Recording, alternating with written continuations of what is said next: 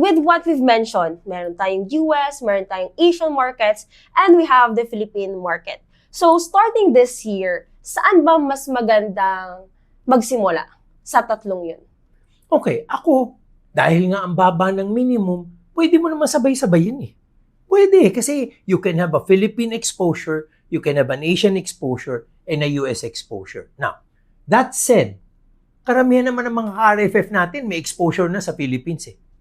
So dapat yun ang gawan natin ng paraan na may diversify kasi masyadong concentrated risk. So siguro, medyo magdagdag tayo ng konti sa Pilipinas pero let's be sure na meron tayong dinadagdag na US at saka Asian exposure. Para months from now, a year from now, they will have a more strategically diversified portfolio.